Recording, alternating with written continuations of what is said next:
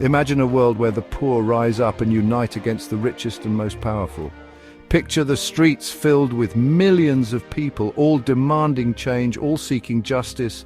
The sheer number of voices, the collective power of the masses would be an unstoppable force. What would happen if the oppressed finally said enough is enough?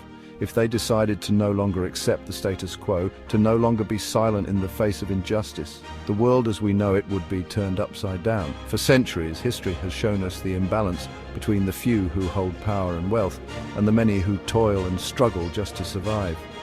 The aristocracy, the elite, have always found ways to maintain their grip on power, and the majority who live in poverty. But why do the masses continue to suffer? Why do they accept their fate generation after generation without rising up to demand a better life? Why don't they rise up? Is it fear, or is it something deeper? Is it the belief that change is impossible, that the system is too powerful to be challenged?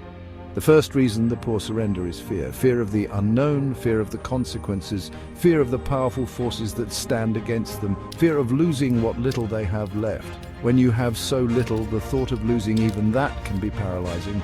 It's a fear that keeps people in check, that prevents them from taking the risks necessary for change. Fear of retaliation. It's not just about the physical strength of the elite, but the mental and emotional chains that keep the masses in line.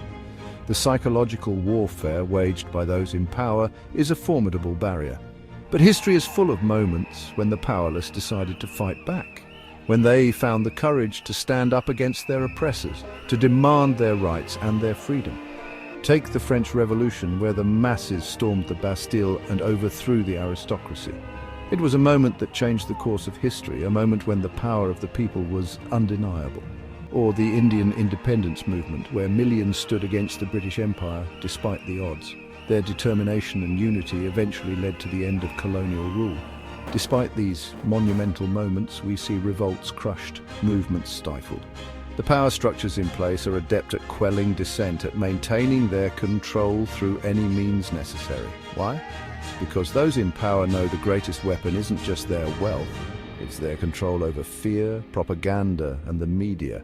They shape the narrative, they control the information, and they manipulate the masses. But what if one day the fear fades? What if the propaganda loses its grip and the people see through the lies? What if the masses realize their true power? What if the poor finally find their strength? The strength that comes from unity, from standing together, from believing in a common cause, the strength that can topple empires and change the world. Can they rise up and change history once again? Can they create a world where justice and equality are not just dreams but realities? To find out, hit the subscribe button now and don't miss part 2. Join us as we explore the potential for revolution, the power of the people, and the possibility of a new world. Subscribe to witness how the poor can gain the power, overcome their fear, and unite for a cause greater than themselves, and spark a revolution like never before. Part 2 is just a click away. Don't miss it.